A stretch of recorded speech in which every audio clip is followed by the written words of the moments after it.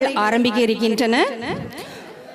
புதுக்கோட்டை ஸ்ரீ பாரதி கலை அறிவியல் மகளிர் கல்லூரியின் பேராசிரியரும் மன்றத்தின் ஆலோசகருமான ஐயா முனைவர் மு பாலசுப்ரமணியன் அவர்களை மேடைக்கு வருமாறு அன்போடு அழைக்கின்றோம்.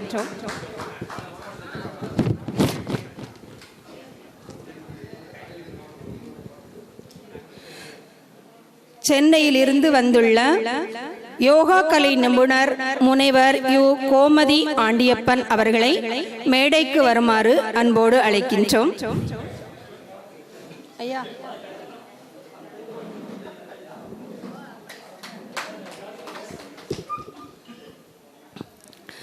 முனைவர் செந்தில் முருகன், இயக்குனர், மாமல்லன் IAS அகாடமி தமிழ்நாடு அவர்களையும் மேடைக்கு வருமாறு அன்போடு அழைக்கின்றோம். முனைவர் சு பாஸ்கர், பேராசிரியர், தமிழ்துறை, தஞ்சாவூர் அவர்களையும் மேடைக்கு வருமாறு அன்போடு அழைக்கின்றோம். ஆ பாலசுப்ரமணியம் அவர்களையும் மேடைக்கு வருமாறு அன்போடு அழைக்கின்றோம். நா வசந்தகுமார் அவர்களையும் மேடைக்கு வருமாறு அன்போடு அழைக்கின்றோம்.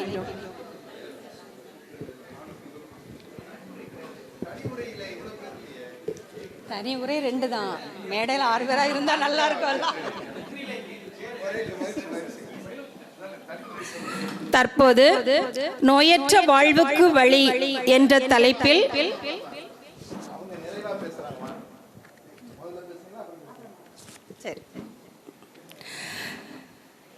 கவியரசர் பிறந்த நாளில் கவியரசரின் புகழ்பாடும் வண்ணம் காலப்பெட்டகம் கண்ணதாசன் என்ற பெயரில் தமது தனியுரையினை வழங்குவதற்காக முனைவர் மூப்பா என்னும் மு பாலசுப்ரமணியம் ஐயா அவர்களை அன்போடு அழைக்கின்றேன். வாருங்கள் ஐயா, இப்போது மேடை தங்கள் வசம்.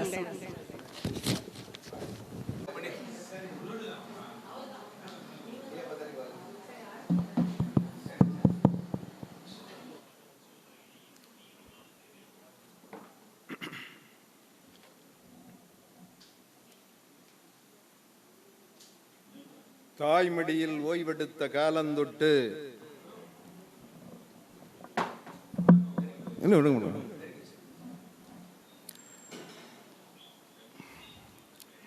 தாய்மடியில் ஓய்வெடுத்த காலந்தொட்டு தரைமடியில் ஓய்வெடுக்கும் நாள் வரைக்கும் வாய் மணக்கச் செய்பவளே, என்றன் வாழ்வில் வளம் மணக்க வைப்பவளே, பிற நாடெல்லாம் போய் மணந்து நிற்பவளே, மொழிகட்குள்ளே புகழ் மணந்த தலை மொழியே, தமிழே, தாயே, சேய் மலர் நான் வணங்குகிறேன், உன்னை போற்றி சிந்தனையை தொடங்குகிறேன், செழிக்கச் செய்வாய். இன்று ஒரு அருமையான நாள். நம்முடைய நகரத்தார் அமைப்பினுடைய 50வது விழா. அதுபோல நம்முடைய மும்பை மராத்திய எழுத்தாளர் மன்றத்தினுடைய 100வது விழா. மணி விழாவும் 100ஆண்டு விழாவும் இணைந்திருக்கிற இந்த அருமையான விழாவிலே பங்கேற்பதிலே மிகுந்த மகிழ்ச்சி அடைகிறேன். நான் நம்முடைய வதிலை பிரதாபன் அவர்கள் யார் கண்ணன் என்று சொல்லுகிற பொழுதெல்லாம் என்னுடைய உள்ளத்திலே யார் கண்ணன் எப்பொழுது அவரை சந்திப்போம் என்ற ஒரு ஏக்கம் இருந்தது. நேற்று அவரோடு அளவலாவிக் கொண்டிருந்த பொழுதும், அன்று அவருடைய உரையை கேட்ட பொழுதும் அந்த கண்ணன் யார் என்று எனக்கு தெரிந்தது. இதுவரை அவருடைய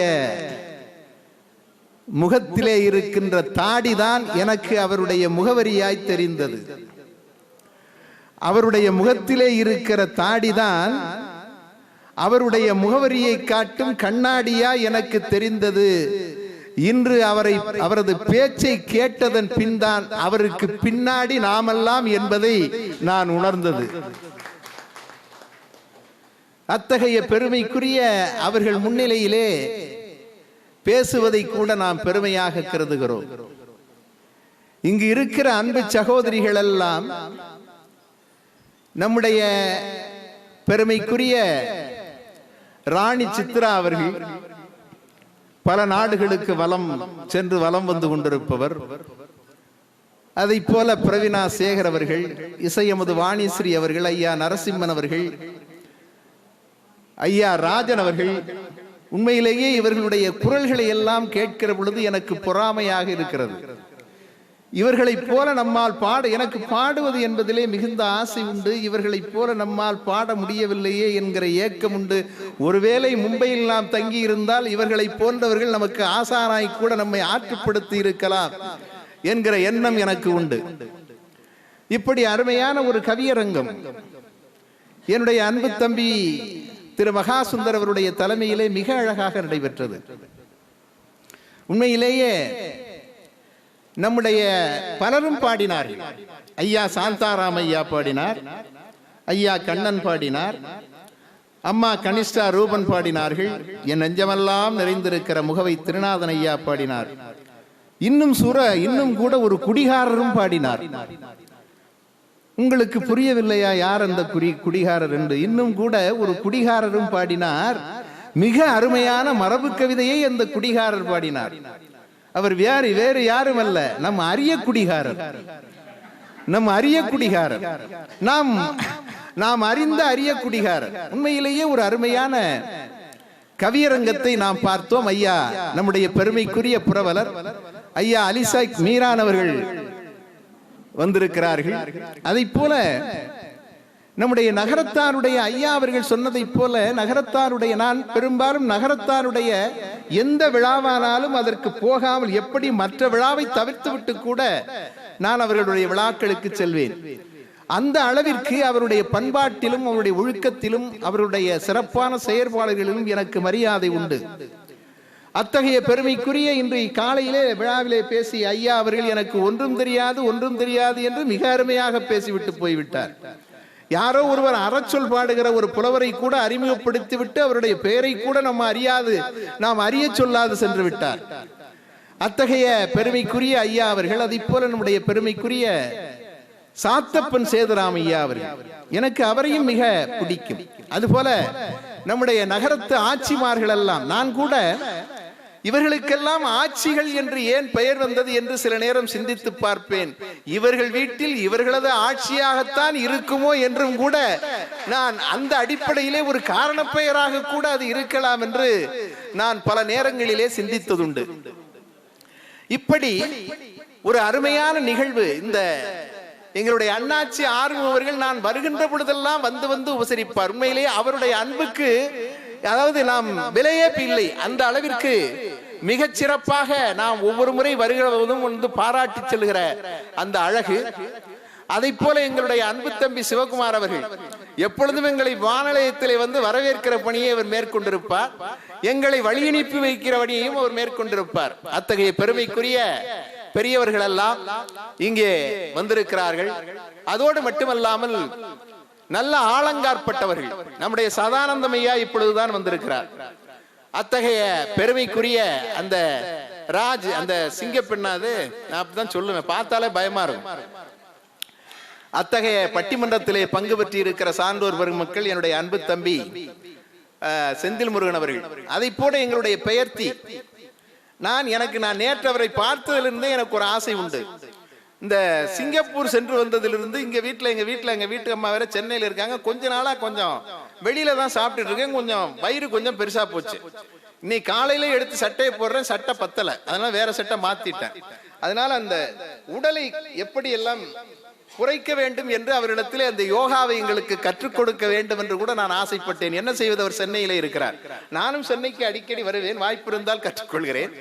அத்தகைய பெருமைக்குரிய அம்மா, ஆமா, எங்க வீட்டுக்கு ஏத்த வீட்டு பெண் கோமதி ஆண்டியப்பன் அவர்கள், அதாவது அண்ணா நீங்க முன்னாடி பேசுங்கண்ணா, அப்புறம் நான் பின்னாடி பேசுறேன் அப்படின்னாங்க. ரொம்ப மகிழ்ச்சி. அத்தகைய அதை போல நம்முடைய பாஸ்கர் அவர்கள் அருமையாக ஒலிப்பதிவு எல்லாம் செய்து கொண்டிருக்கிற பெருமைக்குரிய பெரியோர்கள் எல்லாம் இங்கே அமர்ந்திருக்கிறீர்கள். எனக்கு எல்லோரையும் பற்றி பேச ஆசை. இந்த மும்பைக்கு இப்பொழுது ஐயா சொன்னார்களே, நீங்கள் மும்பையில் இருக்கிறீர்களா தமிழ்நாட்டிலே தான் இருக்கிறீர்களா என்று அடிக்கடி என்னை கேட்பார்கள். சில பேர் நீங்கள் புதுக்கோட்டைக்கு வந்தால் இனிமேல் மும்பைக்கு சொன்னால் ஐயா மூப்பா அவர்களிடம் தான் விசா வாங்கி கொண்டு செல்ல வேண்டும் என்று கூட கூறுவார்கள். அந்த வாய்ப்பை ஏற்படுத்தி கொடுத்தவர் என்னுடைய அருமைக்கும் பாசத்திற்கும் உரிய நம்முடைய மராத்திய மன்ற தமிழ் எழுத்தாளர் மன்றத்தினுடைய தலைவர் வதிலை பிரதாபன் அவர்கள். எதிலே அவர் தலையிட்டாலும் மிகச் சிறப்பாக செய்வார். வதிலை பிரதாபன் அவர்கள் எதிலே தலையிட்டாலும் மிகச் சிறப்பாக செய்வார். நான் ஒரு கவியரங்கத்தையும் ஒரு பட்டிமன்றத்தையும் காணொளி வாயிலாக நடத்தி கொடுத்தேன். அதுதான் அவருடைய முதல் அறிமுகம். அதற்கு பின்னாலே தொடர்ந்து இந்த மும்பை என்னை அழைத்துக் கொண்டிருக்கிறது, நானும் வந்து கொண்டிருக்கிறேன். அவருடைய ஆசையாகவும் இருக்கலாம், நான் மும்பைக்கு வர வேண்டும் என்கின்ற, உங்களை பார்க்க வேண்டும் என்ற நேசமாகவும் இருக்கலாம். அத்தகைய பெருமைக்குரிய இந்த மும்பையிலே இன்றைக்கு அழகான கண்ணதாசனுடைய விழா. நான் புதுக்கோட்டை கண்ணதாசன் இலக்கிய பேரவையினுடைய செயலாளர். எங்கள் கல்லூரியினுடைய முதல்வர் தான் அதனுடைய தலைவர். என்னுடைய அன்பு தம்பி மகா சுந்தர் தான் அதனுடைய பொருளாளர். ஏன் கண்ணதாசனுடைய இலக்கிய பேரவை என்கிற அமைப்புக்கு நான் பொறுப்பேற்றேன் என்றால், எனக்கு தெரிந்து காந்திக்கு அடுத்து காந்தியினுடைய சுயசரிதைக்கு அடுத்து தன்னுடைய உண்மையான வாழ்க்கையை படம் பிடித்து காட்டியவன், எதையும் மறைக்காமல் படம் பிடித்து காட்டியவன் கண்ணதாசன். அதனாலே தான் எனக்கு அவரை பிடிக்கும். யார் தன்னை மறைக்காமல் வெளிப்படுத்திக் கொள்கிறார்களோ அதனால் கண்ணதாசன் மீது பாசம், நேசம், பற்று அதிகமானதற்கு காரணமே அதுதான். அதனால் தான் அந்த கண்ணதாசன் பேரவையை நாங்கள் அமைத்தோம். அவன் சொல்லுவான், நான் இடறி வீழ்ந்த இடம் 4000, நான் இடறி வீழ்ந்த இடம் 4000, நடைபாதை வணிகரென நான் கூறும், நடைபாத வணிகரென நான் கூறும் சொற்கள் நல்ல பொருள் இல்லை அதிகம். அவன் சொல்லுவான், நான் வாழ்ந்தபடி வாழாதீர்கள். ஐயா அவர்கள் சொன்னார்கள் அல்லவா, நான் வாழ்ந்தபடி வாழாதீர்கள், நான் சொல்லியபடி வாழுங்கள். எப்படி வாழக்கூடாது என்பதற்கு கண்ணதாசனுடைய வாழ்க்கை எடுத்துக்காட்டு, எப்படி வாழ வேண்டும் என்பதற்கு கண்ணதாசனுடைய வார்த்தை எடுத்துக்காட்டு. மிக அருமையான ஒரு கவிஞன், தன்னுடைய நெஞ்சத்தை திறந்து காட்டிய அற்புதமான கவிஞன். அத்தகைய கவிஞனை பற்றிய ஒரு அருமையான விழா. நான் என்னுடைய ஒரு முறை கண்ணதாசனை பற்றிய கவியரங்கத்திலே ஒரு கண்ணதாசனை பற்றி ஒன்றை சொன்னேன். பாண்டிய நாட்டில் முத்து பிறப்பது அதிசயம் அல்ல, பாண்டிய நாட்டில் முத்து பிறப்பது அதிசயம் அல்ல, அது கடலில் பிறக்காமல் ஒருத்தி உடலில் பிறந்ததுதான் உலக அதிசயம் என்று எழுதினேன். அது மூழ்கி எடுத்த முத்தல்ல, விசாலாட்சி என்கிற ஒரு தாய் முழுகாமல் எடுத்த முத்து. அதனால் தான் அதற்கு முத்தையா முத்தையா வைத்தார்கள். நாம் எல்லாம் அவனை தமிழனுடைய சொத்தையா சொத்தையா என்று அவனுடைய புகழை பாடிக்கொண்டிருக்கிறோம். அத்தகைய பெருமைக்குரியவன் கண்ணதாசன். அவன் சொல்லுகிறான், கவிஞன் யான் ஓர் கால கணிதம். இங்கே யாரோ சொன்னார்கள், கவிஞன் யான் ஓர் கால கணிதம், கருப்படு பொருளை உருப்பட வைப்பவன். புவியில் யான் ஓர் புகழுடை தெய்வம், பொன்னின் விலை மிகு பொருள் என் செல்வம். இவை சரியாயின் இயம்புவது என் வேலை, இவை தவறாயின் எதிர்ப்பது என் தொழில். செல்வர்தம் கையில் சிறைப்பட மாட்டேன், பதவி வாளுக்கு பயப்பட மாட்டேன். உண்டாயின் சிலர் உண்ணத் தருவேன், இல்லாயின் எம் இல்லம் தட்டுவேன். வண்டாய் எழுந்து மலர்களில் அமர்வேன், வாய்ப்புறத்தேனை ஊர்ப்புறம் தருவேன். பண்டோர் கம்பன் பாரதிதாசன் சொல்லாதன சில சொல்லிட முயல்வேன். பண்டோர் கம்பன் பாரதிதாசன் சொல்லாதன சில சொல்லிட முயல்வேன். தலைவர் மாறுவர், தலைவர் மாறுவர், தர்பார் மாறும், தலைவர் மாறுவர், தர்பார் மாறும். கல்லாய் விளங்காய் மரமாய் இருக்க யான் மனவிளங்கல்ல. தலைவர் மாறுவர், தர்பார் மாறும், தத்துவம் மட்டுமே அட்சய பாத்திரம் என்று சொன்னானே.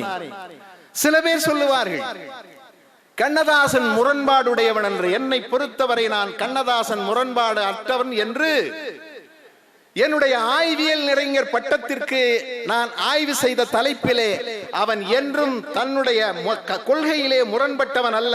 அவனுடைய உள்ளத்திலே நிலைத்திருந்த கொள்கை என்ன தெரியுமா? அவன் ஆத்திகத்திலே இருந்தாலும் நாத்திகத்திலே இருந்தாலும் அவனுடைய உள்ளத்திலே இருந்த கொள்கை என்ன தெரியுமா? மனித நேயம். மனித நேயம். கடவுள் எங்கே வாழ்கிறான்? கண்ணதாசன் சொல்லுகிறான், கடவுள் எங்கே வாழ்கிறான்? கருணை பொங்கும் உள்ளம் அது கடவுள் வாழும் இல்லம். எங்கே கருணை உள்ளம் இருக்கிறதோ அங்கேதான் கடவுள் வாழ்கிறான் என்று கண்ணதாசன் மிக அருமையாக சொல்லுவான். இதைத்தான் மிக அழகாக வள்ளலாரும் சொல்லுவார். இதை போல தன்னுடைய முன்னோருடைய கருத்துக்களை எல்லாம் கொண்டு வந்து வடித்து தந்தவன் நம்முடைய கண்ணதாசன். அவன் எழுதுகிறான், தான் பெற்ற பிள்ளையை ஏன் பெற்றோம் என்றுதான் தாய் என்று மாண்டு போனாள், தந்தையும் இப்பிள்ளை உருப்படாதென்றுதான் தனலிலே வெந்து போனான், ஊன் பெற்று யானும் ஓர் உயிர் கொள்ள வைத்தவன் உயரத்தில் ஒளிந்து கொண்டான், ஊன் பெற்று யானும் ஓர் உயிர் கொள்ள வைத்தவன் உயரத்தில் ஒளிந்து கொண்டான், என் உதிரத்தின் அணுவிலே, என் உதிரத்தின் அணுவிலே தமிழன்னை மட்டுமே உறவாக வந்து நின்றாள், தமிழன்னை மட்டுமே உறவாக வந்து நின்றான் என்று தமிழன்னைக்கு தன்னுடைய தாயை விட, தந்தையை விட, இறைவனை விட மேலானவள் என்னுடைய தமிழன்னை என்று இந்த உலகிற்கு காட்டியவன் கண்ணதாசன். ஏன் ஏன் தமிழன்னை எப்படி புகழ்ந்தான்? அப்படி என்ன தமிழன்னை அவளுக்கு செய்து விட்டால்? ஒரு படப்பாடல், பெரிய இடத்து பெண் என்று நினைக்கிறேன், விஸ்வநாதன் ராமமூர்த்தி, விஸ்வநாதன் இசையமைக்க அமர்ந்திருக்கிறார். ஐயா அவர்களுக்கு தெரியும், திரைப்படத்திலே நான் சொல்லும் போது அதிலே சில நேரம் எங்கே கொஞ்சம் கூட குறைத்து இருக்கலாம். அதனால் நக்கீரர் போல தாங்கள் பின்னால் வேண்டும் என்றால் என்னிடத்திலே தனியாக சொல்லுங்கள். ஆவா, ஒரு படப்பாடல், விஸ்வநாதன் அமர்ந்திருக்கிறார், அதற்குரிய மெட்டு கொடுத்தாகிவிட்டது, சிந்தித்து பார்க்கிறார், சிந்தித்து பார்க்கிறார், வரவில்லை, அப்படியே மேலும் சிந்தித்துக் கொண்டே இருக்கிறார். அவருக்கு தன்னுடைய பழைய இலக்கியங்களிலே படித்த அந்த நினைவுகள் எல்லாம் வருகிறது. கம்பனை படித்த நினைவு வருகிறது. பானலம் கண்கள் ஆட, பவளவாய் முறுவல்லாட, பீனவெம் முலையில் இட்ட பெருவிலை ஆரமாட, தேன் முரன்று அழகத்தாட, தீங் கனி சுவைகளாட, வானவர் மகளிராடும் வாசனார் ஊசல் கண்டார் என்று அந்த ஆட ஆட ஆட என்கிற பாட்டு அவருடைய நினைவுக்கு வருகிறது. அதை போல முத்தணி கொங்கைகள் ஆட ஆட என்கிற அந்த திருவாசக பாட்டு அவருடைய நினைவுக்கு வருகிறது. அதுபோல செங்கையில் வண்டு கலின் கலின் என்று ஜெயம் ஜெயம் என்றாட, இடை சங்கதம் என்று தண்டை புலம்பொடு சிறை சங்கதம் என்று சிலம்பு புலம்பொடு சங்கதம் நின்றாட, இரு கொங்கை கொடும்பகை வென்றனம் என்று குழைந்து குழைந்தாட, பொங்கு கணங்குளை மண்டிய கண்டை புரண்டு புரண்டாட, குழல் மங்குளில் வண்டு கலைந்தது கண்டு மதன் சிலை வண்டாட, இனி இங்கிது கண்டுலகென்படு மென்படு மென்றிடை திண்டாட, மலர் பங்கைய மங்கை வசந்த சவுந்தரி பந்து பயின்றாலே என்று அவருடைய படித்த பாடல்கள் எல்லாம் அவருக்கு நினைவுக்கு வருகிறது. அந்த தமிழன்னை அந்த மெட்டுக்கு கை கொடுக்கிறாள், உடனே எழுதுகிறார், நீங்கெல்லாம் பாடினா நல்லா இருக்கும், அதுக்கு தான் நீங்க வேணுங்கிறது.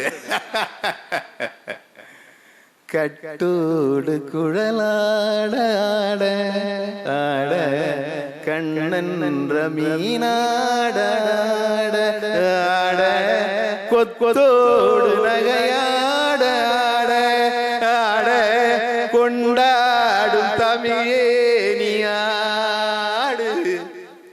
இல்லையா? பாவாடை காற்றாட ஆட ஆட, பருவங்கள் பந்தாட ஆட, காலோடு கால் பின்னி ஆட. என்ன வரிகள் அடுக்கிறார் பாருங்க. தமிழன்னை கை கொடுத்தாளா? திருவாசகம், அவர் படித்த திருவாசகம், திருக்குற்றால குறவஞ்சியும் கம்பனும் கை கொடுத்தார்கள் அல்லவா? அதனாலேதான் அவன் சொன்னான், என்னுடைய உதரத்திலே தமிழன்னை மட்டுமே உறவாக வந்து நின்றாள் என்று. அதோட மட்டும் இல்லைங்க, அப்படியே இலக்கியத்தை அப்படியே கொண்டு வந்து எல்லாத்தையும் நம்ம கொடுத்துட்டான். இவ்வண்ணம் நிகழ்ந்த வண்ணம் இனி இந்த உலகுக்கெல்லாம் உய் வண்ணம் அன்றி வேறு துயர் வண்ணம் உருவதுண்டோ, மை வண்ணத்து அரக்கி போரில் மலை வண்ணத்து அண்ணலே, உன் கை வண்ணம் அங்கு கண்டேன் கால் வண்ணம் எங்கு கண்டேன்.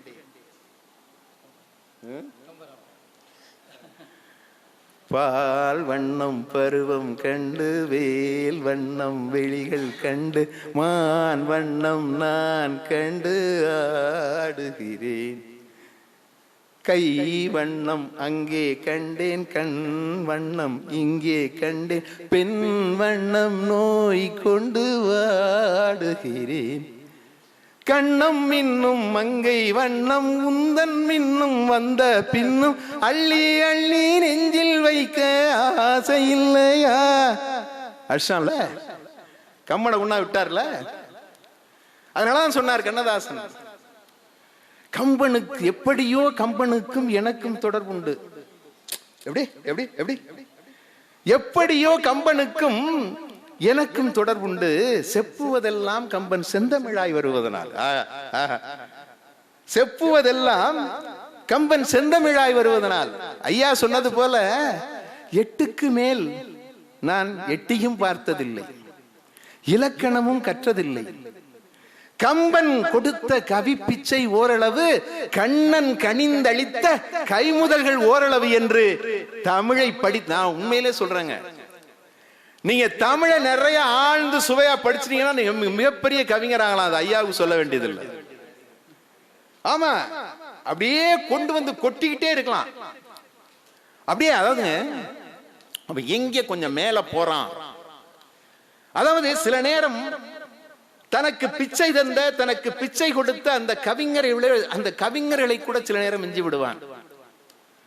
நீங்க பட்டினத்தார் ஐயா காலைல சொன்னாங்க நினைக்கிறேன், மாதா உடல் செழித்தால் வல்வினை ஏன் கால் செழித்தேன், வேதாவும் கை செழித்து விட்டானே நாதா, இருப்பையூர் வாழ் சிவனே இன்னும் ஓர் அன்னை கருப்பையூர் வாராமற் கா. அப்படி கொண்டு வந்துக்கிறான் பாருங்க. இதுல சரஸ்வதி சோதத்தில் எனக்கு பாடம் தான் அதிகம் வரும், நீங்க நல்லா பாடுவீங்க. என்ன கொண்டு வந்து வைக்கிறாரு, பெற்றவள் உடல் சலு தாய் வயிற்றில் பிறவேனம்மா. அத பட்டினத்தார் அப்படியே கொண்டு வந்தாரு. அடுத்து அவ்வைய கொண்டு வர்றாரு பாருங்க, பத்தும் பறந்திடும் பசி வந்தால் மறந்திடும், பத்தும் பறந்திடும் பசி வந்தால் மறந்திடும் அப்படின்ட்டு சொல்லுவாரு. இதுதான் உலகம் என்றால், இதுதான் உலகம் என்றால் இது நீதியா இறைவன் இறைவனை கேட்பார். பத்தும் பறந்திடும் பசி வந்தால் பறந்திடும், இதுவே நீதி என்றால் இறைவனை நீ இதுதான் நீதியா, இதுதான் நீதி. அவ்வைக்கு மேல ஒருபடி போயிடுவாரு, இதுதான் நீதியா என்று இறைவனை விட மேலே. இப்படி இறைவா, இப்படி இந்த உலகத்திலே பலரையும் பசியோடு வாழ வைத்திருக்கிறாயே, இதுதான் நீதியா என்று இறைவனை கேட்கிற இடத்திலே அவர் பட்டினத்தாரை விடவும் அவ்வையை விடவும் மேலே ஒருபடி சென்று விடுகிறார். நீங்க இன்னொரு இடத்துல பார்க்கலாம், இந்தியாவினுடைய தலைமை அமைச்சராக இந்திரா காந்தி இருக்கின்ற நேரம், இந்தியாவினுடைய தலைமை அமைச்சராக இந்திரா காந்தி இருக்கின்ற நேரம், அப்பொழுது பாகிஸ்தானுக்கும் வங்காளதேசத்திற்கும் போர் நடக்கிறது. வங்காளதேச பிரிவினை போர். வங்காளதேசத்திற்கும் அப்பொழுதுதான் வங்காளதேசம் பிரிக்கப்பட்டு வங்காளதேசம் தனி நாடாக ஆகிறது. அந்த போரிலே அந்த பாகிஸ்தானத்து அந்த போர் வீரர்களாலே அந்த வங்காளத்தோடு, வங்காள மக்களோடு, வங்காள அந்த ராணுவ வீரர்களோடு போரிடுகிற அந்த போர் வீரர்கள், அந்த பாகிஸ்தானத்து போர் வீரர்கள் வங்காளத்து பெண்களுக்கு சில துன்பங்களை விளைத்து விடுகிறார்கள். உடனே வங்காளதேசத்தில் இருந்து ஒரு கோரிக்கை வருகிறது, நம்முடைய தலைமை அமைச்சராக இருந்த இந்திரா காந்தி அவர்களுக்கு, எங்களுக்கு உங்களுடைய உதவி தேவை, எங்களுடைய பெண்களினுடைய கௌரவங்கள் எல்லாம் பறிபோகிக் கொண்டிருக்கின்றன, மானங்கள் எல்லாம் சூறையாடி கொண்டப்பட்டிருக்கிற பெண்மைகள், அவருடைய பெண்மையெல்லாம் சூறையாடப்பட்டுக் கொண்டிருக்கிறது, உங்களுடைய உதவி தேவை என்று கேட்கிற பொழுது இந்தியாவினுடைய தலைமை அமைச்சராக இருந்த நம்முடைய இந்திரா காந்தி அவர்கள் இங்கிருந்து ஒரு போர்க்குழுவை அனுப்புகிறார். அது சீக்கிய ரெஜிமெண்ட் என்று அதற்கு பெயர், சீக்கிய ரெஜிமெண்ட். அந்த சீக்கியர்களுக்கு உங்களுக்கு தெரியும், அந்த சீக்கிய ரெஜிமெண்ட் அங்கே போகிறது. அவர்களுக்கு உதவி செய்வதற்காக, வங்காளதேசத்து படைக்கு உதவி செய்வதற்காக அந்த சீக்கிய ரெஜிமெண்ட் அங்கே போகிறது. அங்கே போகிற பொழுது ஒரு குழிக்குள் இருந்து ஒரு சத்தம் வருகிறது, ஒரு பதுங்கு குழிக்குள் இருந்து ஒரு சத்தம் வருகிறது. அந்த சத்தத்தை அவர்கள் கேட்கிறார்கள், அது பெண்களினுடைய குரலாக இருக்கிறது. பெண்களுடைய குரலாக இருக்கிறதே என்று சொல்லி அந்த குழிக்குள்ளே இருக்கிறார்கள் என்று ஒருவர் போய் லேசாக எட்டி பார்க்கலாம் என்று போனால் அங்கே பல பெண்கள் தாங்கள் பிறந்த காலத்தில் எப்படி இருந்தார்களோ அப்படி இருந்து உடனே பார்த்து விட்டவன் அவர் உடனே விலகி வந்து என்ன செய்தார்கள்? மற்ற சீக்கிய வீரர்கள் இவரும் சேர்ந்து தங்களுடைய தலையிலே அணிந்திருந்த தலைப்பாகையை எடுத்து அந்த குழிக்குள்ளே வீசுகிறார்கள். அந்த குழிக்குள்ளே வீசியவுடன் அந்த தலைப்பாகையை ஆடையாக அணிந்து கொண்டு அந்த பெண்கள் எல்லாம் வெளியே வந்தார்கள். ஏன் இதை சொல்லுகிறேன் என்றால், சீக்கியர்கள் தங்களுக்கென்று ஒரு தனி உரிமையை பெற்றிருந்தார்கள். அதாவது சாதாரணமாக ராணுவ வீரர்கள் என்ன தலைப்பாகை அணிவார்களோ அவர்கள் அந்த தலைப்பாகையிலிருந்து விதிவிலக்கு பெற்று தாங்கள் தங்களுடைய மதத்தினுடைய தலைப்பாகையாக எதை அணிவார்களோ அதைத்தான் நாங்கள் ராணுவத்திலும் அணிந்திருப்போம் என்று விதிவிலக்கு பெற்று அந்த தலைப்பாகையை அணிந்திருந்தார்கள். அவர்கள் தங்களுடைய மதத்தை உயிராக கருதக்கூடியவர்கள். தங்களுடைய மதம்தான் அவர்களுக்கு உயிர். அப்படி தங்களுடைய மத கொள்கையின்படி தாங்கள் அணிந்திருந்த அந்த தலைப்பாகையை எடுத்து அந்த குழிக்குள்ளே வீசினார்கள் என்றால் அங்கே மதம் ஜெயித்ததா மனிதம் ஜெயித்ததா? மனிதம் மனிதம் மனிதம். அந்த மதம் மனிதத்திற்கு துணை போனது. அந்த மதம் மனிதத்திற்கு துணை போனது. ஒரு பெண்ணுக்கு இடுக்கண் ஏற்படுகிறது என்றால் அந்த பெண்ணுக்கு நாம் என்ன செய்ய வேண்டுமோ அதை செய்து அவளை காப்பாற்ற வேண்டும் என்று அந்த தங்களுடைய தலைப்பாகை எடுத்து அந்த பெண்களினுடைய மானத்தை காவல் செய்தார்கள். இத கவிஞர் கண்ணதாசன் பார்க்கிறார். கண்ணதாசன் வந்து உங்களுக்கு தெரியும், கண்ணனிடத்திலே அதிக பற்றுள்ளவர், நேசம் உள்ளவர், பாசம் உள்ளவர். இதை கண்ணதாசன் பார்க்கிறார். பார்த்துவிட்டு கண்ணனையே கேட்கிறார். ஆக்கல் அழித்தல் அரவணைத்தல் என்றெல்லாம் பாக்கு வைத்துக் கொண்டு விட்ட பாவி மகன் தூங்குகிறான். யாரு? கண்ணனை. ஆக்கல் அழித்தல் அரவணைத்தல் என்றெல்லாம் பாக்கு வைத்துக் கொண்டு விட்ட பாவி மகன் தூங்குகிறான். வங்காள மங்கையர்கள் வாடுவதை காணாமல் பங்காளி வான்முகட்டில் பாய் விரித்து தூங்குகிறான். எப்படி எப்படி எப்படி எப்படி எப்படி? வங்காள மங்கையர்கள் வாடுவதை காணாமல் பங்காளி வான்முகட்டில் பாய் விரித்து தூங்குகிறான் அப்படின்ட்டு சொல்லுவான். கண்ணா டேய் கண்ணா, ஏன்னா கண்ணன்ட்ட அவ்வளவு நேசம் பாசம். பாஞ்சாலி பூந்துகளை பற்றி இழுக்கையிலே ஆண் சாதி நான் என்றே ஆங்கு வந்த கோபாலன்.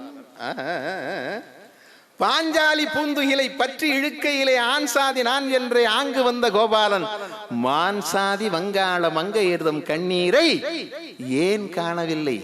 கேக்குறான் பாருங்க. அன்னைக்கு பாஞ்சாலி துயிலியப்பட்டியால் என்கிற போனாலடா, இன்னைக்கு கேட்டா போல. ஏன்னா ஒரு உரிமை அவனுக்கு, அந்த வேகம், அந்த மனித நேயம். பாஞ்சாலி பூந்துகளை பற்றி இழுக்கையிலே ஆண் சாதி நான் என்றே ஆங்கு வந்த கோபாலன் மான் சாதி வங்காள மங்கையர்தம் கண்ணீரை ஏன் காணவில்லை? அது எனக்கும் புரியவில்லை, அது எனக்கும் புரியவில்லை அப்படின்ட்டு சொல்றான் பாருங்க. இப்பத்தான் கண்ணதாசன் கால பெட்டகமாக நம் முன்னே காட்சி தருகிறான். கண்ணனை நேசித்தவன், கண்ணன் மீது மிகுந்த பற்று கொண்டவன், கண்ணதாசன் என்று பெயர் வைத்துக் கொண்டவன், கண்ணனிடத்திலே கண்ணா உனை நான் கனிவுடன் கேட்பேன், எண்ணும் செல்வம் இலை என்றாலும் எனக்கு நீ ஒன்னே ஒண்ணு குடுறா, டே கண்ணா உன கனிவோட கேக்குறேன்டா, எனக்கு செல்வத்தை தர வேண்டாம்டா, செல்வத்தை தர வேண்டாம்டா. என்னும் செல்வம் எவை இலை எனினும் நல்லவன் அன்பன் நன்றி மிகுந்தவன் என்னும் பெயரே எனக்கு அருள்வாய். நீ என்னடா வரிகள், என்ன கேக்குறான் பாருங்க.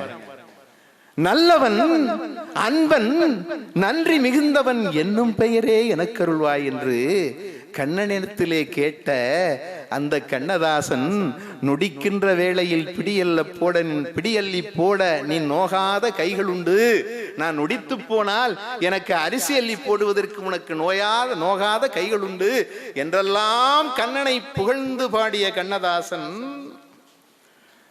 எல்லையிலா துயர்தீர இறைவன் வரவில்லை எனில், நல்லா கவனிக்கணும், நல்லா கவனிக்கணும். இடையில யாராவது பேசினா வாத்தியார்னு அர்த்தம். அவரை கண்ணையா அது மாதிரி இடையில வரல, ஏன்னா அவரு வாத்தியார் வேலை வேணான்ட்டு திரைத்துறைக்கு போயிட்டாரு. எல்லையிலா துயர் தீர இறைவன் வரவில்லை எனில் இல்லை அவன் என்பாரை இறைவன் என நாம் துதிப்போம். ஆத்தியத்திலிருந்து நாத்தியத்துக்கு வந்தா பாருங்க, மனிதநேயத்துக்கு வந்தா பாருங்க. அதாங்க கண்ணதாசன். அதைத்தான் நான் என்னுடைய ஆய்விலே நான் கூறியிருந்தேன். அவர் ஆத்தியத்திலே அப்படி இருந்தார், நாத்தியத்திலே இப்படி இருந்தார் என்றெல்லாம் சொல்வார். நான் என்னுடைய ஆய்விலே கூறியிருந்த பொழுது அங்கேயும் அவனிடத்திலே மனிதநேயம் இருந்தது, இங்கேயும் அவனிடத்திலே மனிதநேயம் இருந்தது. அதைத்தான் அவன் சொன்னான். தலைவர் மாறுவர், தர்பார் மாறும், தத்துவம் மட்டுமே அச்சய பாத்திரம், அது மனிதநேயம் என்கிற தத்துவம் தான் என்னுடைய அச்சய பாத்திரம் என்று சொன்னவன். அதோட மட்டும் இல்ல சொல்லுவான், சொன்னால ஓர் கையிலே மதுவும் ஓர் கையிலே மங்கையும் இருக்கும் போது என் ஜீவன் பிரிந்தால் தான் நான் வாழ்ந்த வாழ்க்கை நலமாகும், இல்லையெனில் ஏன் வாழ்ந்தான் என இறைவனை கேட்பான். கேட்பானா? கேட்பான். அப்படின்னு சொன்ன கண்ணதாசன் மனைவியை பத்தி எழுதுறாங்க. மனைவியை பத்தி, அதாவது பொன்னம்மா என் மனைவி பூமியினும் பொறையுடையார். அவன் யாரை பத்தியும் எழுத மாட்டான். நீங்க பாத்தீங்கன்னா கண்ணதாசன் கவிதைகளை மற்ற யாருடைய இந்த 7 தொகுதியிலையும் பாத்தீங்கன்னா மற்ற யாரை பத்தியும் இருக்காது.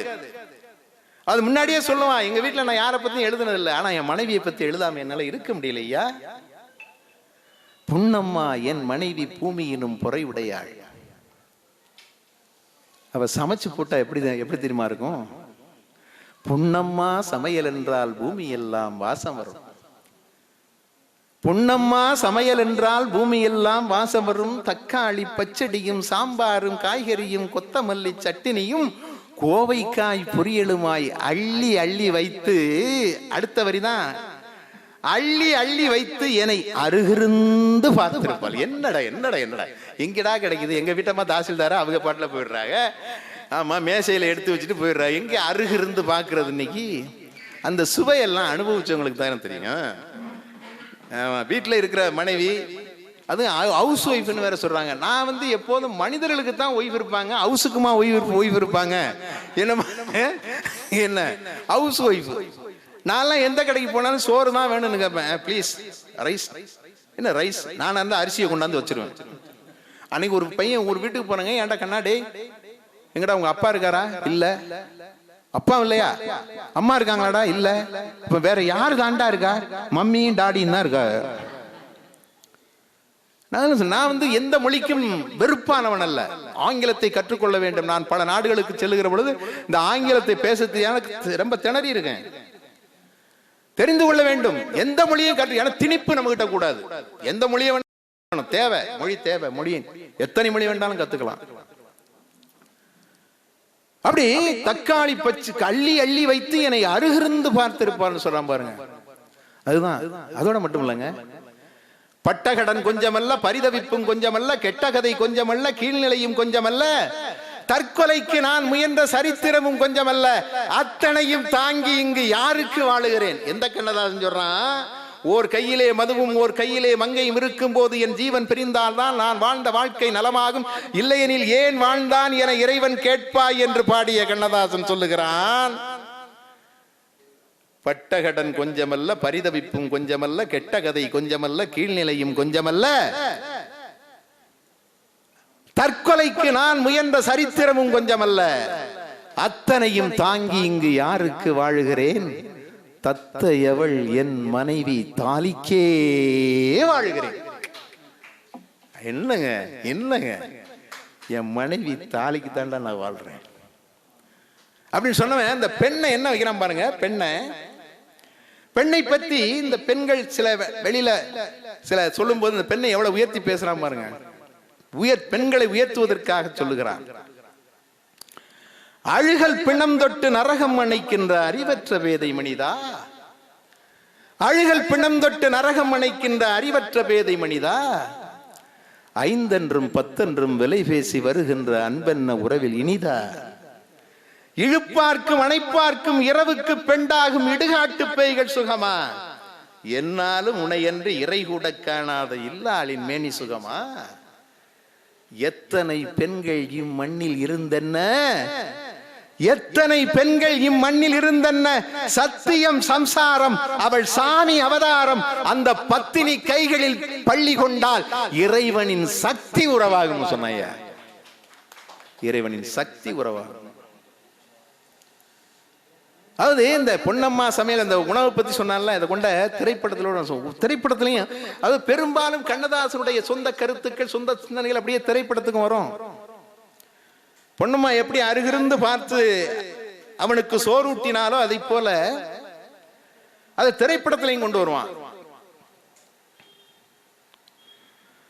உண்ணும் அழகை பார்த்திருப்பாயே, உறங்க வைத்தே விழித்திருப்பாயே, கண்ணை இமை போல் காத்திருப்பாயே, காதற்கொடியே கண்மலர்வாயே.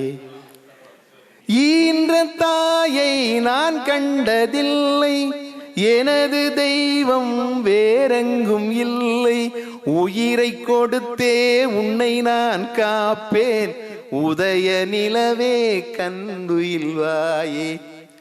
பாலும் பழமும் கைகளில் ஏந்தி, பவளவாயில் புன்னகை சிந்தி, கோலமயில் போல் நீ வருவாயே, கொஞ்சம் கிளியே அமைதி கொள்வாயே. என்ன வரி தெரியுமா? என்ன வரி தெரியுமா அது?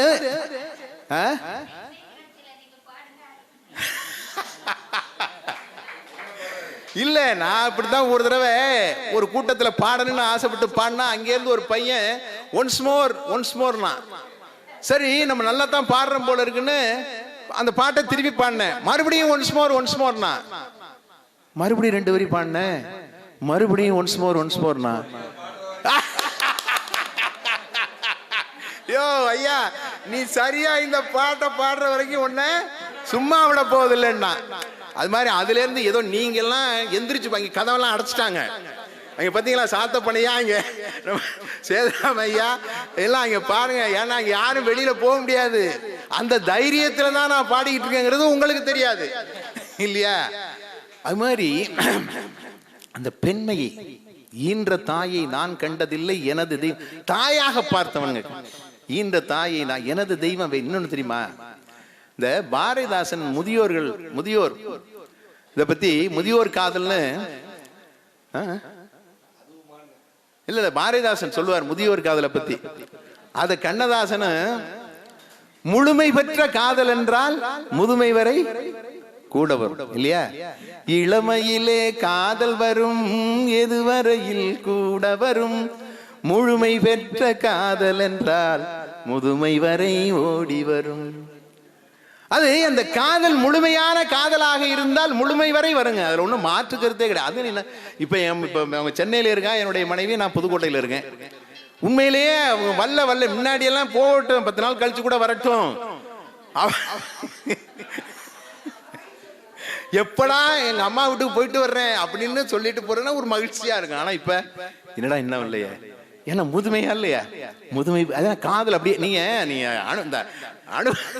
அனுபவிச்சவங்களுக்கு தெரியும், அந்த முழுமை பெற்ற காதல் என்றால் முதுமை வேரை கூட வரும். அதுலங்க ஸ்கூல் மாஸ்டர்னு ஒரு படங்க, அந்த படத்தை அந்த பாட்டு கேட்கும் போதே நம்மள வந்து கண்ணில் தண்ணீர் வரும். ஸ்கூல் மாஸ்டர் ஜெமினி கணேசன், சவுகார் ஜானகி அவன் வந்து ஓய்வு பெற்று வருவான், வந்து மாலையோட வருவான், வந்து அப்படி உட்காரும் போது அந்த அம்மா எனக்கு அந்த அப்படியே அருமையான பாட்டு. அது முதுமையில நீங்க கனவு அப்படியே நீங்க ஒரு கற்பனை பண்ணணும். முதுமை கணவன் ஓய்வு பெற்று விட்டான், இனி அவன் முன்னை போல சிறப்பாக செயல்பட முடியாது. அங்கிருந்து வர்றான், தள்ளாடி வர்றான். சவுகார் ஜானகி வந்து அப்படியே சவுகார் ஜானகியை பத்தி அவன் உயர்த்தி பேசுறான், தன்னுடைய மனைவியை பத்தி உயர்த்தி பேசுறான். அந்த வரிகள்லாம் இப்ப சொல்லுவதற்கு நேரம் இல்லை. அப்ப அந்த அம்மா சவுகார் ஜானகி பாடுவாங்க, தன்னந்தனிமையிலே உடல் தள்ளாடும் வயதினிலே. எப்படி? ஏன்னா பிள்ளைங்கெல்லாம் போயிடுச்சு, இவங்க 2 பேர் தான் இருக்காங்க. இப்பதான் அவங்கவுங்க போயிடுறாங்க. இப்ப என்னுடைய பெண்கள் ஒரு சென்னையில இருக்காங்க, சிங்கப்பூர்ல இருக்காங்க, அங்கேயே போயிடுறாங்க. நானும் என்னுடைய மனைவி தான், அவங்களும் அடிக்கடி பேர பிள்ளைகளை பார்க்கட்டு போயிடுவாங்க. நம்ம தான் தனியா இருக்கோம். தன்னந்தனிமையிலே உடல் தள்ளாடும் வயதினிலே உந்தன் புன்னகையை பார்த்திருந்தால் இன்பம் போதாதோ எந்தனுக்கு. எப்படி?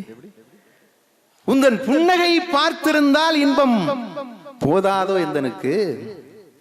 மூச்சிருக்கும் காலம் வரை உந்தன் முகம் பார்த்து நான் இருப்பேன். என்ன வரிகள், கண் கலங்குங்க அந்த பாட்டை கேட்டோம்னா. மூச்சிருக்கும் காலம் வரை உந்தன் முகம் பார்த்து நான் இருப்பேன். காற்று நின்று போகுமென்றால், காற்று நின்று போகுமென்றால் உந்தன் காலடியில் உயிர் கொடுப்பேன். ஐயா, மூச்சிருக்கும் காலம் வரைக்கும் உன்னுடைய முகம் பார்த்து நான் இருப்பேன் ஐயா. இந்த காற்று நின்று போச்சுன்னா உன்னுடைய காலடியில் உயிர் துறப்பேன்னு சொன்னானே. என்ன வரிகள், என்ன பாட்டு! அவன் கால பெட்டகமா இல்லையா? முறைச்சு பார்க்கிறார் பதிலை பிரதாமன் ஐயா. 2 நிமிஷத்துல முடிச்சிடறேன். ஒரு நீங்க முறைப்பது புரிகிறது. என்ன இல்ல இல்ல, அது பார்வை என்ன எப்போதும் கனிவாத்தான் பாப்பாரு. இல்ல நான் பாத்துக்குவேன், அதாவது கண்களே பேசுது இல்லையா, பாத்துக்க. இன்னும் ஒரு 2 அல்லது 3 நிமிஷத்துல எனக்கு, அதாவது பாட்டு என்பது நம்பிக்கையை ஊட்ட வேண்டும். ஒரு கவிஞர் என்பதன் இந்த சமுதாயத்திற்கு நம்பிக்கையை ஊட்ட வேண்டும். வாலிக்கு நம்பிக்கை ஊட்டிய பாடல் உங்களுக்கு தெரியும். வாலிக்கு நம்பிக்கை ஊட்டிய பாடல் உங்களுக்கு தெரியும். மயக்கமா கலக்கமா, இங்க எல்லாருக்கும் தெரியும். அதை போல கவிஞர் முத்துலிங்கம் நான் பார்வையாளராக இருந்த மேடையில் அவர் பேசும் பொழுது சொன்னார், என்னுடைய வாழ்க்கையிலே நம்பிக்கை ஊட்டிய பாடல். அந்த பாடலை முழுமையா சொல்றதுக்கு நேரம் இல்ல. காலம் ஒரு நாள் மாறும், நம் கவலைகள் யாவும் தீரும் என்கிற, சிலர் சிரிப்பார் சிலர் அழுவார்னு இருக்கா இல்லையா? அந்த பாட்டினுடைய காலம் ஒரு நாள் மாறும், என் கவலைகள் யாவும் தீரும் என்று எனக்கு நம்பிக்கை ஊட்டிய பாடல் அந்த பாடல் என்று கவிஞர் முத்துலிங்கம் சொன்னார். அது மாதிரி இளையராஜா ஒரு பாடலை சொன்னார். மாலை பொழுது, மாலை பொழுது பாட்டு இப்ப கூட சுந்தர் பண்ணாரு. இளமையெல்லாம் வரும் கனவு மயம். அந்த இளமையெல்லாம் வெறும் கனவு மயம் என்கிற அந்த வரிகள், அந்த இடத்துல இருக்கிற 4 வரிகள் என்னை சிந்திக்க வைத்தன என்று இளையராஜா கூறினார். நான் காணொளியிலே கேட்டேன். இளையராஜா பேசுகிறார். அதை போல முத்துக்குமார் சொல்லுகிறார், என்னுடைய தந்தை இருக்கின்ற வரை, என்னுடைய தந்தையினுடைய பேச்சு, அவருடைய ஊக்குவிப்பு எனக்கு நம்பிக்கையை ஊட்டும். ஆனால் என்னுடைய தந்தை இறந்த பின்னால் எனக்கு நம்பிக்கையையும் துணிவையும் ஊக்கத்தையும் ஊட்டிய பாடல்கள் கவியரசு கண்ணதாசன் பாடல்கள் என்று என்னுடைய அன்பு தம்பி கவிஞர் முத்துக்குமார் கட்டியம் கூறி இருக்கிறார். இப்படி இருக்கணுங்க. அதனாலதான் வாலி சொன்னார், எங்களுக்கெல்லாம் நீதான் தலைவன், என் போன்ற கவிஞர்களுக்கெல்லாம் நீதான் தலைவன், நான் ஏகலைவன். என்ன, நான் ஏகலைவன் என்று வாலி சொன்னார். 8 முழ வேட்டி கட்டி நீ ஏந்திய பாடல் ஒவ்வொன்றும் வெள்ள கட்டியும்பார் வாலி. 8 முழ வேட்டி கட்டி நீ ஏந்திய பாடல் ஒவ்வொன்றும் வெள்ள கட்டி. கண்ணதாசன் பாடல்கள் வெயிலுக்கு விரித்த குடை, மழையில் நனைவோர்க்கு மாற்று உடை. கண்ணதாசன் பாடல் வெயிலுக்கு விரித்த குடை, மழையில் நனைவோர்க்கு மாற்று உடை. விடை தெரியாத வினாக்களுக்கெல்லாம் விடை, விடை தெரியாத வினாக்களுக்கெல்லாம் விடை. அதனாலேதான் வாலி சொன்னார்,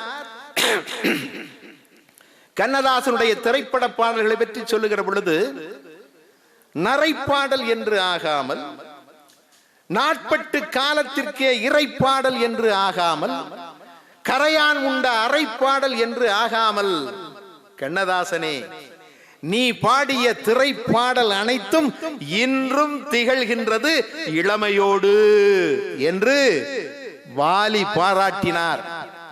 அத்தகைய பெருமைக்குரிய கண்ணதாசன் நண்பர்களே சொல்லுகிறேன், கால பெட்டகம், நமக்கு கிடைத்த கால பெட்டகத்திலே அந்த கண்ணதாசன் ஒருவனும் என்பதை தயவு செய்து மறந்து விடாதீர்கள்.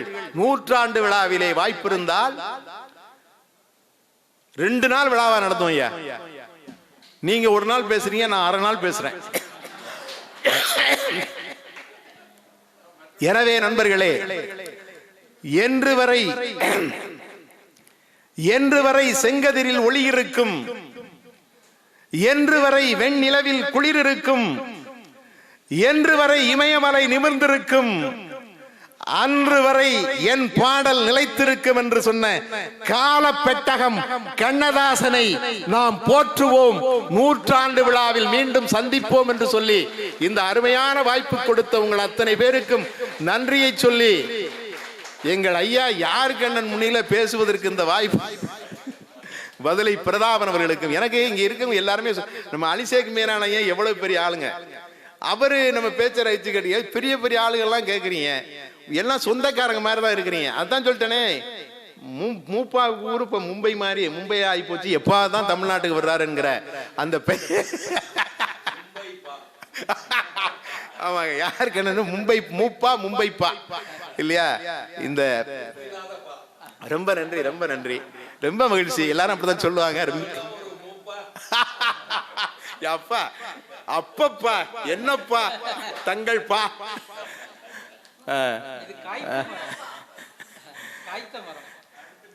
ஆமா, ரொம்ப மகிழ்ச்சி, நன்றி.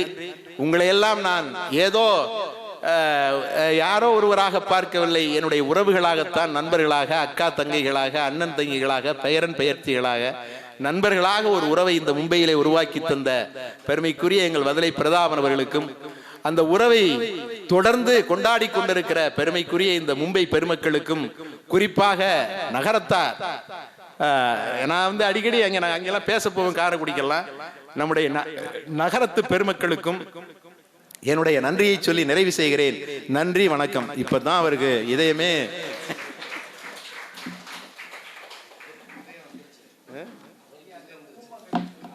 ஐயா கண்ணதாசன் ஒரு கால பெட்டகம் என்பதை மிக சிறப்பாக அவர்கள் மூப்பா மும்பைப்பா என்று முப்பால் பொழிய முத்தமிழில் மிக சிறப்பான உரையை எடுத்து வைத்தார்கள். அவர்களுக்கு நன்றியை தெரிவித்துக் கொள்கிறோம்.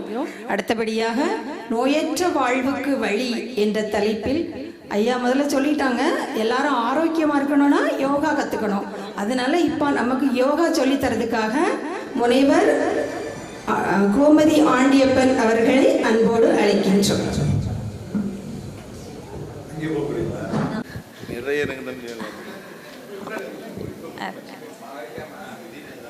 அனைவருக்கும் என்னோட அன்பான மாலை வணக்கங்கள். என்னை இந்த நிகழ்ச்சிக்கு வரவழைத்த மராத்திய மாநில தமிழ் எழுத்தாளர் மன்றத்திற்கும், கவியரசன் கண்ணதாசன் அவர்கள் பிறந்தநாள் விழாவிற்கு, ப்ளஸ் இந்த பாம்பே நகரத்தார் மன்றம் சார்பாகவும் என்னை அழைத்ததற்கு என்னுடைய நன்றியை நான் தெரிவித்துக் கொள்கிறேன். எல்லாரும் மதியானம் சாப்பிட்ருக்கோம். பாதி பேர் தூங்கிட்டு இருந்தாங்க, பாதி பேர் எப்படா முடியுன்ற மாதிரி இருந்தாங்க. சிலர் இந்த பெரியவங்கெல்லாம் பேசின இந்த கட்டுரைகள், இசை, கலை, அப்புறம் கவிதைகள் இதெல்லாம் கேட்டுட்டு ரொம்ப என்ஜாய் பண்ணிட்டு இருந்தீங்க. இப்போ அடுத்ததாக நான் உங்களுக்கு யோகா கற்றுக் கொடுக்கலான்னு நினச்சிருக்கேன். எல்லோரும் ரெடியாக இருக்கீங்களா? என்ன சவுண்டே காணும்? ரெடியாக இருக்கீங்க? சரி, நான் ஒரு 10 நிமிஷம் தான் சொல்லி தரப்போறேன், ரொம்ப நேரம் எடுத்துக்க மாட்டேன். சரி,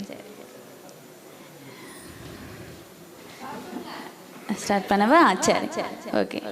மெதுவாக உங்களோட 2 கைகளையும் மேலே தூக்குங்க. சேர்த்து கை 2ஐயும் சேர்த்து பிடிச்சி நீங்களும், ஆமாம், 2 கையும் சேர்த்து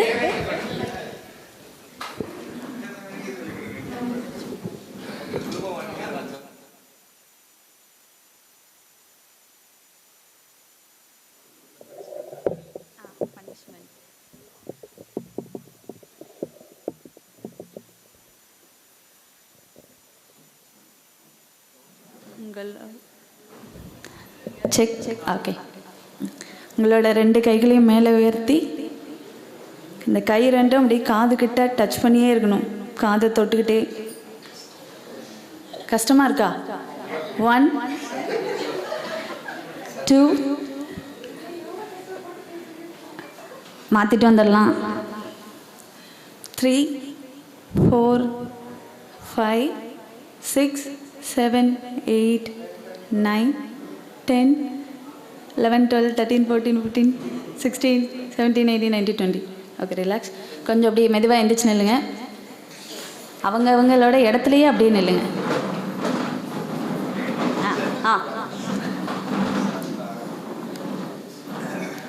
உங்களோட 2 பக்கம் உங்களோட இடுப்பெலும்பை பிடிச்சிக்கோங்க. முன்னாடி வந்துருங்க. தலையை வந்து மேலையும் கீழையுமா. 1 2 3 4 5. திருப்பி உங்களோட கழுத்தை வந்து வலது மற்றும் இடதுபுறமாக திருப்புங்க. 1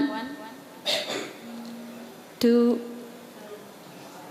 3 4 5 6 7 8 9 10. உங்களோட வலது கையை மேலே உயர்த்தி உங்களோட கழுத்தை வந்து இடது பக்கமாக திருப்புங்க. 1 2 3. வலது கையை கழுத்து வந்து இடது பக்கமாக. 2 3 4 5 6 7 8 9 10. Other side. 1 2 3 4 5. ஒரே பக்கமாக தான். 6 7 8 9 10. 2 கையும் மறுபடியும் மேலே தூக்கி உங்கள் கழுத்தை வந்து கீழ் பக்கமாக தரையை பார்த்த மாதிரி இருக்கணும். 1 2 3 4 5 6 7 8 9 10. கையை ரிலாக்ஸ் பண்ணி உங்களோட 2 கட்டை வரலையும் எடுத்து இந்த மாதிரி உங்களோட நாடி கீழே பிடிச்சி மேலே பாருங்கள். இந்த லைட்டை பார்த்த மாதிரி இருக்கணும். 1 2 3 4 5 6 7 8 9 10. கையை மெதுவாக கீழே போடுங்க. 2 கையும் வந்து உங்களோட சைடில் முடிஞ்சால் இந்த மாதிரி வச்சுக்கோங்க. நல்ல வலதுபுறமாக ஒரு 5 தடவை, திருப்பி இடது தடவை. 1 2 3 4 5. திருப்பி சுற்றுங்க. 1 2 3 4 5. ரிலாக்ஸ். இப்போ இடுப்பை பிடிச்சிக்கோங்க. இப்போ இடுப்பை சுற்றணும் வலது பக்கமாக. 1. இது ஒன்றும் இல்லை, நேற்று தான் நாங்கள் யோகா தினத்தை வந்து செலிப்ரேட் பண்ணியிருக்கோம். அந்த வைப்ரேஷன் ஒன்றும் எனக்கு போகல, அதான் உங்களுக்கு எல்லோரும் யோகா சொல்லி தர வந்துட்டேன். 2 3 4 5. திருப்பி சுற்றுங்க. 1 2 3 4 5. மெதுவாக முன்னாடி குனிஞ்சு உங்களோட கால் முட்டி 2யும் கை வச்சு பிடிச்சிக்கோங்க. முன்னாடி பின்னாடி. 1 2 3 4 5 6 7 8. எல்லாம் உட்கார்ந்து இருக்கீங்கல்ல. 9 10. இப்போ உங்கள் செய்யும்போது கால் கட்டவர் 2 கொஞ்சம் சேர்த்து வச்சுக்கணும். கால் சேர்த்து வச்சுக்கணும். காலை பிரிச்சு வைக்கணும். இப்போ செஞ்சாங்களா செய்யும்போது கால் சேர்த்து இந்த 2 முட்டையும் பிடிச்சிக்கோங்க. பிடிச்சிட்டு வலது பக்கமாக முட்டி 2 சுற்றலாம். 1 2 3 4 5. திருப்பி இடது பக்கமாக சுற்றுங்க. 1 2 3 4 5. ரிலாக்ஸ். ஆக்சுவலி இப்போ உங்கள் கை 2யும் உங்கள் முதுகுக்கு பின்னாடி வச்சுக்கோங்க.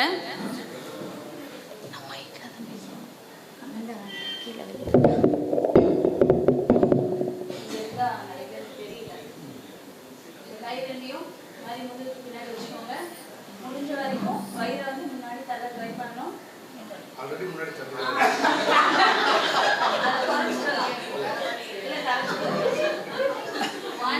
தள்ளி தலை வந்து பின்னாடி லைட்டா தொங்க போட்டு 2 3 4 5 6 7 8 9 9.1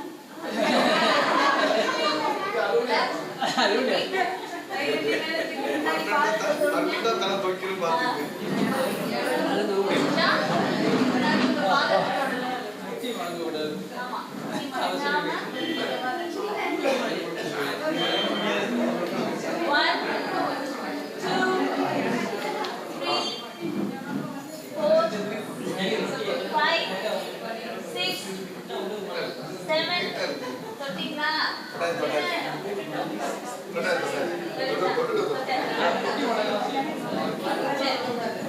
ஒரு 5 ஆசனம் மட்டும் சொல்லி தரேன். சில நேரம் வார்ம் அப் மட்டும் தான் நம்ம பண்ணியிருந்தோம்.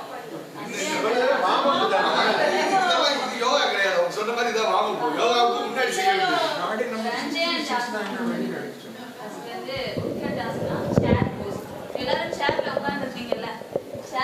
ஒரு நிமிஷம். வண்டி நம்பர் 6369 யாரோடதாக இருந்தாலும் கொஞ்சம் வெளியே எடுக்க சொன்னாங்க. அது கொஞ்சம் செஞ்சுருங்க. 6369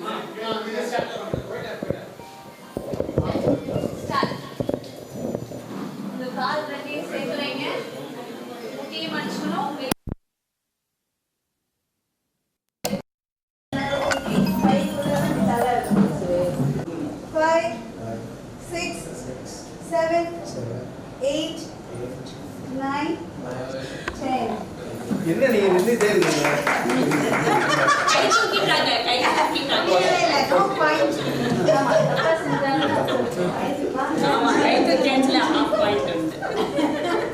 இதே ஒன்னொரு தடவை செய்வோம். உட்கட்டாசனா சேர் போஸ். ஆனால் நீங்கள் சேரில் இல்லை, உங்கள் உடம்பு வந்து எப்படி சேரில் உட்காந்துருந்த மாதிரி நீங்கள் உங்களை வந்து 1 2 3 4 5 6 7 8 9 10 இதோட 9.1 உட்காட்டுறதும் முடிச்சாச்சு.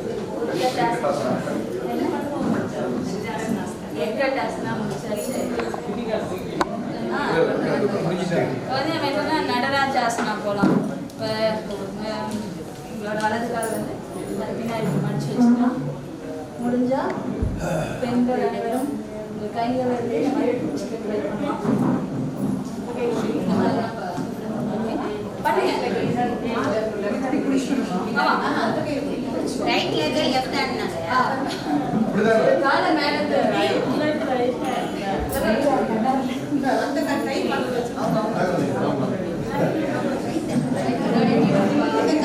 हार्ट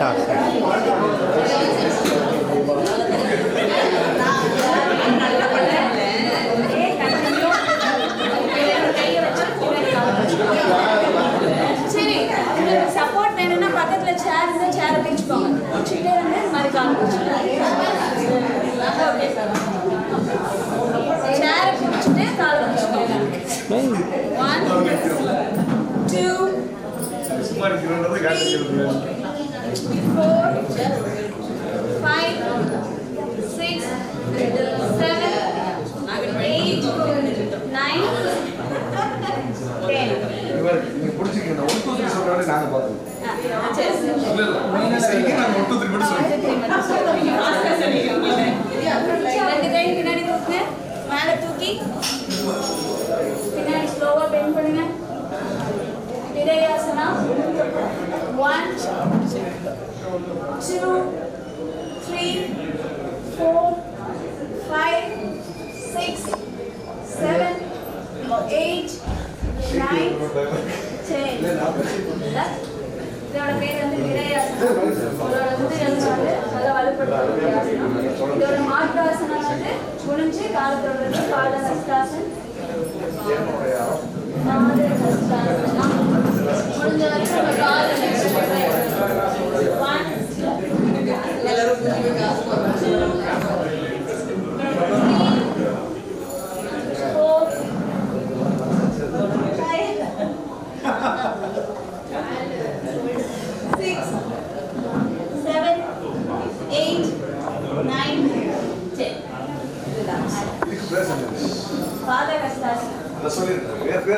பாதஹஸ்தாசனம். பாதஹஸ்தாசனம். பாதஹஸ்தாசனம். குனிஞ்சு காலை தொடுறது. இப்போ எத்தனை முடிச்சிருக்கோம்?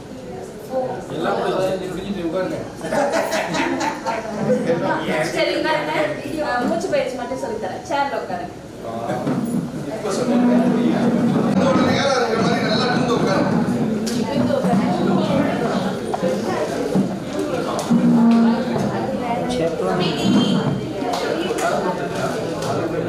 முதுக நேரா வச்சுக்காருங்க.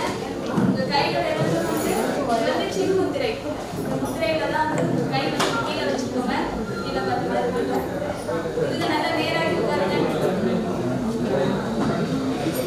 கீழே வச்சுக்கோங்க. தொடனால வச்சுக்கோங்க. நல்லா மூச்சு எடுங்க. மூச்சு வெளியே விடுங்க. மூச்சு உள்ளே எடுங்க. மூச்சு வெளியே விடுங்க. மூச்சு உள்ளே எடுங்க. வெளியே விடுங்க. மூச்சு உள்ளே எடுங்க. இந்த மூச்சை எடுக்கிறப்போ வாயை மூடி மூக்கால மட்டும்தான் அந்த மூச்சை உள்ள எடுக்கிறது வெளியே எடுக்கிறது இருக்கணும்.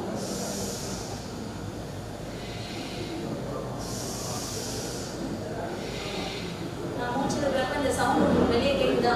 இப்போ நீங்க இருக்கிறப்போ எனக்கு கேட்கணும்ல.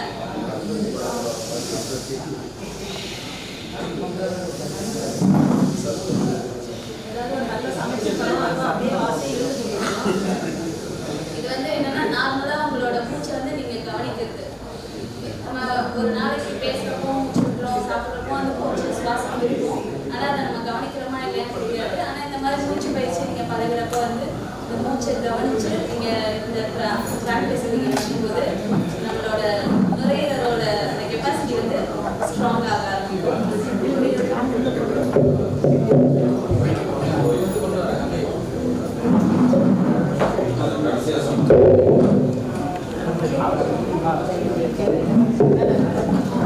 இப்போ வந்து இந்த பிராணாயாமாவில் வந்து நம்பர் 1 கபாலபதி பிராணாயாமா. மூச்சை வந்து வெளியே மட்டும் நம்ம விடணும். இந்த கைகள் வந்து சின்ன முத்திரையில் தான் இருக்கணும். கையை வந்து உங்கள் தொடை மேலே வச்சுக்கோங்க. ப்ரீத்தை அவுட் பண்ணுங்க. அதாவது மூச்சை வந்து வெளியே விடணும். ஸோ உங்கள் வயிறுலேருந்து அந்த ஆக்ஷன் வந்து இருக்கணும்.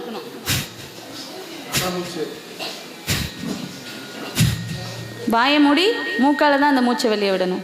ரெடி? 1 2 3 4 5 6 7 8 9 10. ரிலாக்ஸ். இந்த மூச்சு பயிற்சியோட பேர் வந்து கபாலபதி.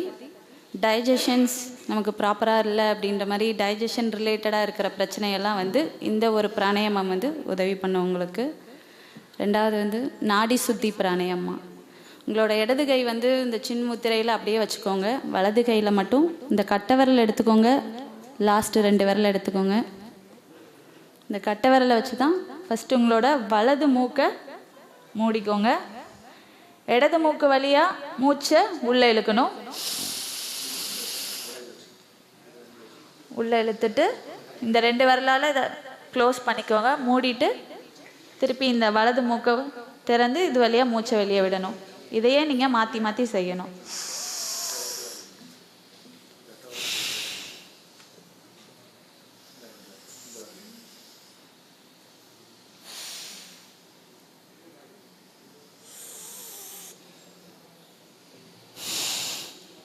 Continue. 1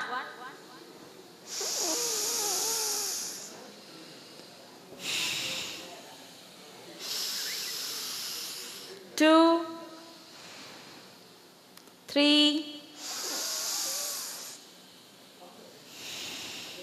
4 இந்த கையை எப்படி வச்சுக்கணும்? தொடையில வச்சுக்கணும். இந்த ஆசனம் 5. இல்ல அந்த கை இருக்கட்டும். இந்த கை உங்களோட வலது கையை தான் இந்த பிராணாயாமம் பண்ணும்போது யூஸ் பண்ணணும். இந்த கை இந்த முத்திரையில தொடையில இந்த முத்திரை. இந்த கையில இந்த முத்திரை. 6 7 8 9 10. ரிலாக்ஸ். உங்கள் கை ரெண்டையும் மேலே தூக்கி இப்போ கையில் மேலே ஏதாவது ஒரு வெயிட் இருந்தால் நம்ம எப்படி பிடிச்சி கீழே எழுப்போம் இல்லையா, அந்த மாதிரி இந்த உள்ளங்கை வந்து இப்படி வெளியே பார்த்த மாதிரி இருக்கணும். கையை மேலே தூக்கி ப்ரீத், மூச்சை வெளியே விடணும். 1 2 3 4 5 பிடிச்சி இழுக்கணும். மேலே உங்கள் கையில் நல்லா வெயிட் இருக்கிற மாதிரி ஃபீல் பண்ணுங்கள். பண்ணி அப்படி பிடிச்சி இழுக்கணும். 3 4 5 6 7 8 9 10. இப்போ இந்த கைகள் வந்து உங்களை பார்த்த மாதிரி இருக்கணும். திருப்பி கையை மேலே தூக்குங்க.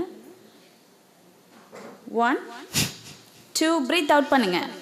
3 4 5 6 7 8 9 10.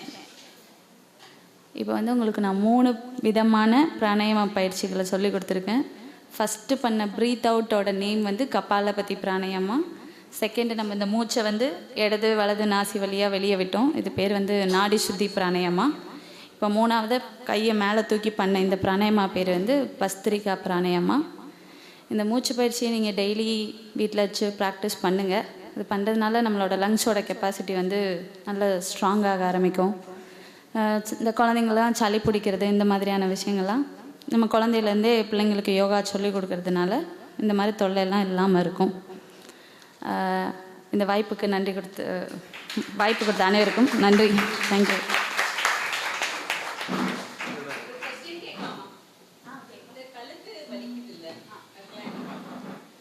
இப்போ இந்த கழுத்து வலி எவ்வளோ நாளாக இருக்குது உங்களுக்கு? ரொம்ப நாளாகவே இருக்குது. ஓகே. இப்போ புளிப்பு சம்மந்தமாக இருக்கிற சாப்பாடு நீங்கள் சாப்பிடாதீங்க. சில நேரத்தில் நம்ம உடம்பு வந்து வாத்த பித்தா கபா இதை பேஸ் பண்ணி தான் இருக்குது. ஸோ அப்படி இருக்கும்போது புளிப்போட தன்மை வந்து உடம்புல அதிகமாச்சுன்னா தான் உங்களுக்கு நெக்கு இந்த கழுத்து வலி வர்றது. அதனால் நீங்கள் வந்து இந்த பழைய பொருளை சாப்பிட்றது அந்த மாதிரி ஏதாவது இருந்தால் அதை அவாய்ட் பண்ணிவிடுங்க. அப்போது உடம்புல வந்து இந்த நோய் எதிர்ப்பு சக்தி கம்மியானாலும் ஃபஸ்ட்டு இந்த மாதிரி பெயின் தான் நமக்கு வெளியில் தெரிய ஆரம்பிக்கும். இப்போ நீங்கள் அதுக்கேற்ற மாதிரி இந்த நோய் எதிர்ப்பு சக்தியை அதிகமாக்குற மாதிரி இப்போ லைக் நம்ம வந்து இந்த இஞ்சி சுக்கு இந்த மாதிரி போட்டு காப்பியெல்லாம் குடிச்சிருப்போம். ஸோ அது பாலில் இல்லாமல் நீங்கள் தண்ணியில் போட்டு குடித்து இம்யூனிட்டியை நம்ம பில்ட் பண்ணிக்கிடணும். ஆமாம். அப்போ இது இல்லாமல் உங்களுக்கு வந்து இப்போ கழுத்து வலி இருக்குது அப்படின்னா இப்போ கழுத்துக்கு நம்ம ஏதாவது ஒரு வேலை கொடுக்கணும் இல்லையா? இப்போ நீங்கள் இந்த மாதிரி கழுத்து கீழே மேலே லெஃப்ட்டு ரைட்டு அதே மாதிரி இந்த நாடி வந்து இந்த இடத்துல நிறுத்திக்கோங்க. நிறுத்தி இது வந்து இப்படி ஃபுல்லாக, ஆமாம், கழுத்தை வந்து ஃபுல்லாக இப்படி சுற்றாமல் இப்படி சுற்றணும். ஸோ இதே மாதிரி பின்னாடியும் கழுத்தை வந்து நீங்கள் இந்த மாதிரி லாக் பண்ணிவிட்டு இந்த மாதிரி சுற்றணும். ஒரு ஹாஃப் சர்க்கிளில் வந்து ரோல் பண்ணும்போது இங்கே இருக்கிற இந்த மசில்ஸ்லாம் வேலை செய்ய. ஆமாம் ஆமாம். இல்லை நீங்கள் ஸ்டிஃப்னஸ் அப்படின்னா இது எவ்வளோ நாளாக இருக்குது, எடுக்கிற உணவு பழக்க வழக்கங்கள் தான் மெயினாக நம்ம பார்க்க வேண்டியது இருக்குது. இதெல்லாம் பார்த்துட்டு இப்போ ஒரு 3 மாதம் இருக்குது அப்படின்னா நம்ம இந்த எக்ஸ்ரே இந்த மாதிரி ஏதாவது மூவ் பண்ணிக்கலாம். இல்லை அப்படின்னா நீங்கள் இந்த மாதிரி உணவில் ப்ளஸ் ஏதாவது இந்த மாதிரி உடற்பயிற்சிகளை பண்ணும்போது இது வந்து குறைய ஆரம்பிக்கும். இப்போ என்கிட்ட வந்து காலையில் 6லேருந்து 7 மணி வரைக்கும் இந்த ஆன்லைனில் யோகா வந்து நான் ஃப்ரீயாக சொல்லி தந்துட்டுருக்கேன். நீங்கள் என் நம்பரை நோட் பண்ணிக்கோங்க. நான் அந்த கூகுள் லிங்க் வந்து உங்களுக்கு ஷேர் பண்ணுறேன். ஃப்ரீயாக இருந்தீங்க அப்படின்னா எல்லோரும் காலையில் அந்த யோகா வகுப்பில் வந்து நீங்கள் ஜாயின் பண்ணிக்கலாம். அதில் உங்களுக்கு வந்து என்னென்ன குறை இருக்குது, லைக் இப்போ உங்களுக்கு வந்து கழுத்து வலி இருக்குது, சிலருக்கு வந்து முட்டி வலி இருக்கும், இடுப்பு வலி இருக்கும். ஸோ அந்த மாதிரி இருந்ததுன்னா எனக்கு நீங்கள் அதை மெசேஜ் போட்டு இதுக்கான வகுப்புகள் வேணும் அப்படின்னிங்கன்னா நான் அடுத்தடுத்த வகுப்பில் வந்து அந்த மாதிரி வந்து சொல்லி தருவேன். நம்பர் என்ன நம்பர் வந்து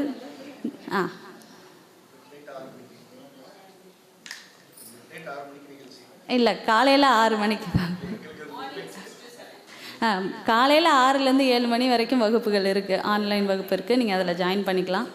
99 622 10 314 99622 10 314. என்னோட நேம் வந்து கோமதி. 314 99 622 10 314.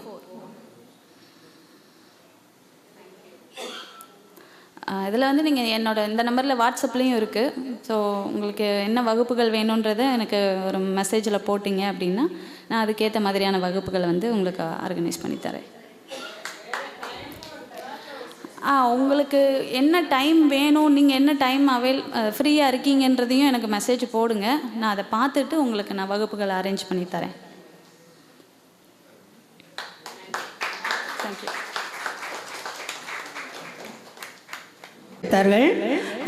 எனக்கெல்லாம் உண்மையாகவே ஸ்கூலில் படித்த ஞாபகம் வந்துச்சு. ஸ்கூல்லலாம் மதியானம் சாப்பாட்டுக்கு அப்புறமா எல்லாரும் தூங்கி விழ ஆரம்பிச்சிருவாங்க. டீச்சர் எழும்பி ஸ்டாண்டப் சிட்டோன்னு சொன்ன மாதிரி நல்ல ஒரு யோகா வகுப்பு நடத்தியிருக்காங்க. ஒரு நாள் மட்டும் போதுமா? இந்த ஒரு நாள் மட்டும் போதுமானா நிச்சயமாக போதாது. நீங்கள் எல்லாரும் அவங்களுடைய வாட்ஸ்அப் புலனக்குழுவில் இருந்து அவங்களோட இணைஞ்சு இந்த யோகா கலையை கற்றுக்கிடணும்னு கேட்டுக்கிறோம். இப்பொழுது நூல் வெளியீட்டு விழா. நூல் வெளியீடு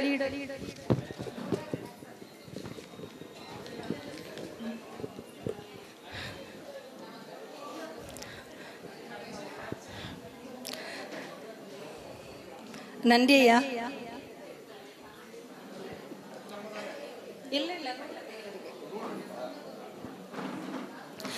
தென்னிந்திய திரைப்பட எழுத்தாளர் சங்கத்தின் துணைத் தலைவரும் மன்ற ஆலோசகரும் காற்றை கைது செய் என்ற நூலின் ஆசிரியருமான இயக்குனர் யார் கண்ணன் அவர்களை மேடைக்கு வருமாறு அன்போடு அழைக்கின்றோம்.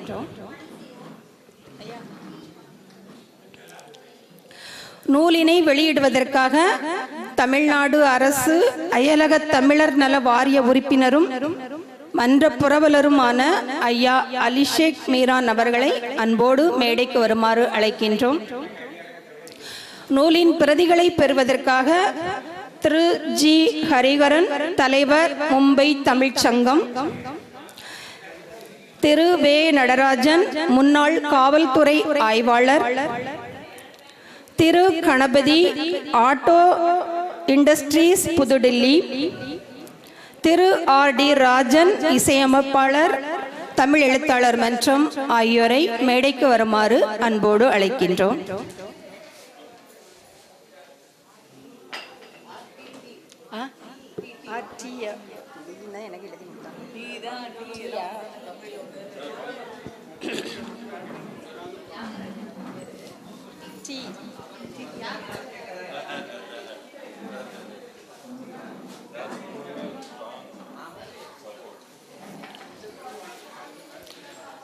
தற்போது காற்றை கைது செய் என்ற நூலினை மன்ற புரவலர் அலிஷேக் மீரான் அவர்கள் வெளியிடுகிறார்கள்.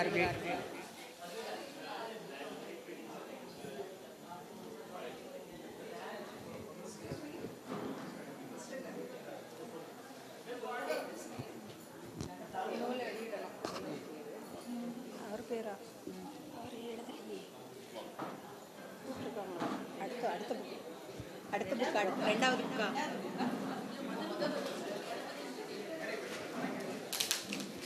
மொத புக்கில் இவ்வளோதான் போட்டிருக்காங்க. ரெண்டாவது புக்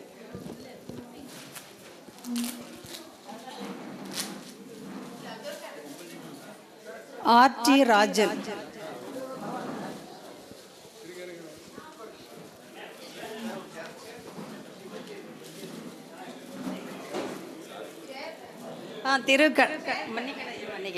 திரு கணபதி, ஆட்டோ இண்டஸ்ட்ரீஸ், புதுடில்லி.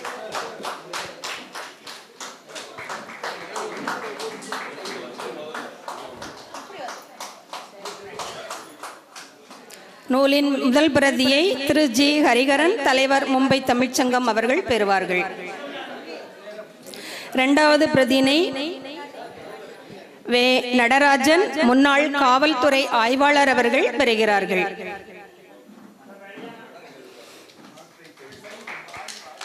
திரு கணபதி, ஆட்டோ இண்டஸ்ட்ரீஸ், புதுடில்லி அவர்கள் மூன்றாவது பிரதியை பெறுகிறார்கள்.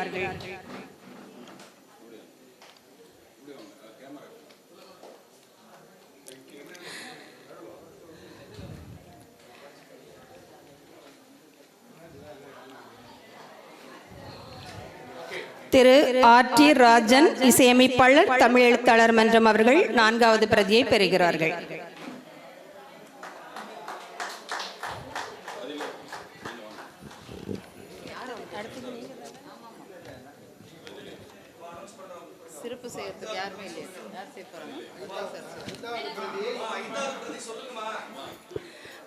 ஐந்தாவது பிரதியை திரு வதிலை பிரதாபன் அவர்கள் மராத்திய மாநில தமிழ் எழுத்தாளர் மன்றம் தலைவர் அவர்கள் பெறுகிறார்கள்.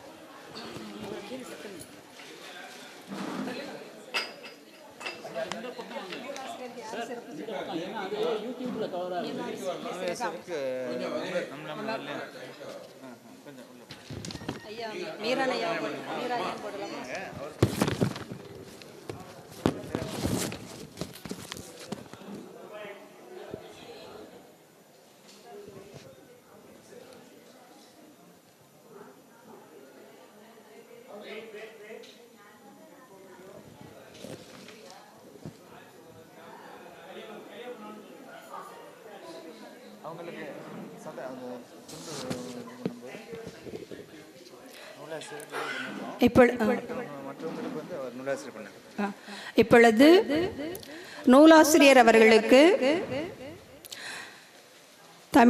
தமிழ்நாடு அரசு அயலக தமிழர் நல வாரிய உறுப்பினரும் மன்ற புரவலருமான ஐயா அலிசேக் மீரான் அவர்கள் சிறப்பு செய்வார்கள்.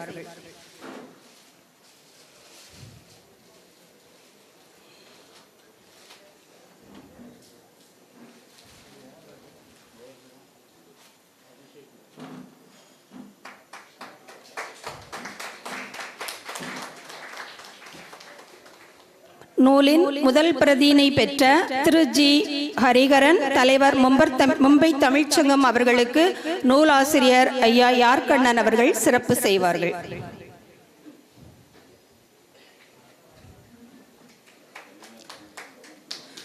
நூலின் இரண்டாம் பிரதியினை பெற்ற வே நடராஜன் முன்னாள் காவல்துறை ஆய்வாளர் அவர்களுக்கு நூலாசிரியர் ஐயா யார்கண்ணன் அவர்கள் சிறப்பு செய்வார்கள்.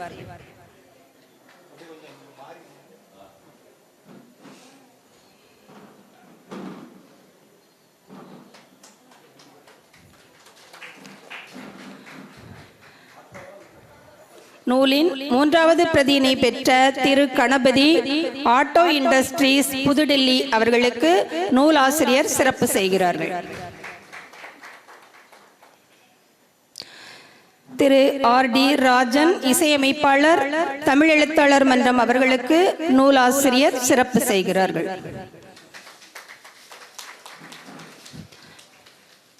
திரு வதிலை பிரதாபன் மராத்திய மாநில தமிழ் எழுத்தாளர் மன்றம் ஐயா அவர்களுக்கு நூலாசிரியர் சிறப்பு செய்கிறார்கள்.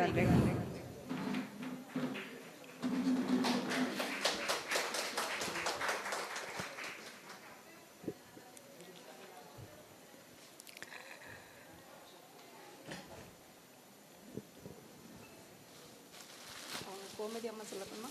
கோமதி அம்மாவுக்கு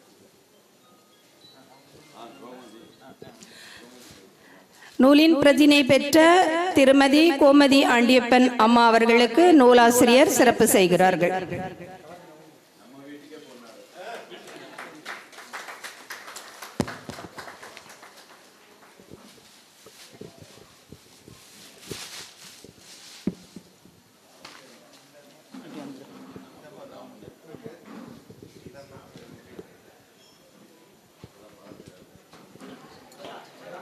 இரண்டாம் நூலான திருமதி ஜெயா கணபதி அவர்கள் எழுதிய நான் கற்ற பாடம் எனும் நூல் வெளியிடப்படுகிறது.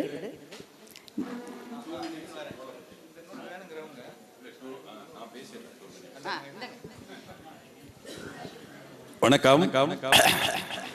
என்னன்னா முற்பகல் உண்மையிலேயே இருந்த அந்த மக்கள் அந்த சுறுசுறுப்பு அந்த ஆர்வம் அத்தனையும் பிற்பகல்ல காட்டினா சந்தோஷப்படுவோம். ஏன்னா பிற்பகல் தான் அந்த தலைமை நிகழ்ச்சிகள் ஐயா பேசுனதுலேருந்து ஆரம்பமாச்சு. நீங்க கொஞ்சம் சோர்ந்து போயிருக்கிற மாதிரி இருக்கு. சோர்வடையக்கூடாதுன்றதுக்காக தான் இப்போ நான் மைக்கை கையில் எடுத்தேன். ஏன்னா நம்ம கல்லூரியில எல்லாம் அந்த லஞ்ச் பிரேக்கு அப்புறம் காலேஜில் யாரு பாடம் எடுத்தினாலும் என்ன பாடம் நடத்தினாலும் அப்படியே ஒரு யோக நிலைக்கு இவங்க வேற யோக நிலைக்கு கொண்டு போனாங்க. அதனால அதிலிருந்து விடுதலை ஆகிறதுக்கு தான் இப்போ கொஞ்சம் சுறுசுறுப்பா இயங்குவோம். ஒரே ஒரு விஷயம், ஒரு சிறப்பு இந்த புத்தகத்துல, அதாவது இந்த புத்தகம் இன்றைய விழாவுக்காகவே தயாரிக்கப்பட்டது. இது அவரு இது முழு இதுவும் வந்து இவருக்கு தான். ஏன்னா புத்தகம் வெளியிடலாமான்னு கேட்டாரு, உடனே வெளியிட்டுருவோம்ட்ட. அப்படி வெளியிடப்ப பெங்களூர்ல புஸ்தகன்ற நிறுவனம், மிக பிரபலமான நிறுவனம், அவ்வளவு குறித்த நேரத்தில் கொடுத்தாங்க. என்ன ஒரே ஒரு இதுன்னா, இது முன்பதிவு செய்தவர்களுக்கு அப்படியே வதிலை மூலமா அந்த புத்தகம் கிடைச்சிடும். முன்பதிவு செஞ்சிருக்காங்க. முன்பதிவு செய்யாதவர்கள் இங்கே வாங்கிக்கலாம். 2 புத்தகங்கள் வாங்கினா 100 ரூபாயில 2 புத்தகங்கள் வாங்கிக்கலாம். இன்னும் சலுகை. அதை வந்து யாராவது பிடித்தமான ஒருவருக்கு நீங்க பரிசா கொடுக்கலாம், இல்ல பிடித்தமான 2 பேருக்கு. அண்மையில் சென்னையில் நடந்த ஒரு என்னோட புத்தக வெளியீட்டு விழால புகாரி ஹோட்டல் அதிபர், அவங்க உமருப்புலவர் அறக்கட்டளை, அவர் என்ன பண்ணாரு, வந்தார், 20 புத்தகத்தை வாங்கினாரு. அங்க யார் யாருக்கெல்லாம் கொடுக்கணும்னு நினைச்சாரோ, யார் யார் புத்தகத்தை நேசிச்சாங்களோ, வாங்கணும்னு விரும்புனாங்களோ கையில கொடுத்துட்டு ஹேண்ட்ஷேக் பண்ணிட்டு கிளம்பிட்டார். அதாவது புத்தகம் போய் சேரணும். இன்னொன்னு, புத்தகத்தை இலவசமா கொடுக்கறப்ப அதுக்கு வேல்யூ கிடைக்காது. அது வந்து எல்லாம் கவனமா தெரிஞ்சுங்க. பேராசிரியருக்கும் தெரியும், இந்த புத்தகம் பத்திரிகை நடத்துறவங்களுக்கும் தெரியும். இங்கேயே நான் ஒரு கோரிக்கை வச்சிருக்கேன், ஒரு காலாண்டிதழ் நடத்தணும்னு. நம்ம மன்றத்தின் மூலமா, நம்ம மராத்திய தமிழ் எழுத்தாளர் சங்கம் புத்தகத்தை அதுக்கான ஒரு சின்ன வேல்யூ கொடுத்து தான் பண்ணோம். இது ஒரு சின்ன, அதான் தேநீர் காஃபி அருந்தும் செலவில் அப்படின்றது. 2 புத்தகமா வாங்கினா 100 ரூபாய் கொடுத்து 2 புத்தகத்தை வாங்கிக்கலாம், நண்பர்களுக்கு கொடுக்கலாம். இது என்னன்னா, இப்ப நான் காலையில சொன்னதுதான், இந்த அச்சு வாகனத்தில் ஏறுகிற போது எழுத்தின் முதுகில் நம்ம ஏறி அமர்ந்தால் எத்தனையோ உலகம் நம்ம பார்க்கலாம். இது வந்து ஒரு நம்ம ட்ரெயின்ல போறப்போ படிக்கலாம், பஸ்ல போறப்போ படிக்கலாம், விமானத்துல போறப்ப நான் வந்தப்போ 4 பேர் விமானத்துல புத்தகம் படிச்சுக்கிட்டு தான் வந்தாங்க. இது அதுக்கான ஒரு மணி நேரத்துல படிக்கிறதுக்கான புத்தகம். தயவு செஞ்சு எல்லாரும் அமைதியா, அந்த எனக்கு இப்ப நீங்க காட்டுற ஆதரவு தான் பட்டிமன்றம் சிறப்பா நடக்கும். நம்ம இப்போ மும்பை தமிழ்ச்சங்கத்தோட தலைவர் இங்க வந்திருக்கிறாரு, அலிசேக் மீரான் சாரு, இன்னும் எத்தனையோ சிறப்பு விருந்தினர்கள் இப்ப பிற்பகல்ல இருக்காங்க. எல்லாருக்கும் ஒரு சக்தியை கொடுங்க, உங்க கையில தான் இருக்கு. அடுத்த புத்தக வெளியீடு. நன்றி, வணக்கம்.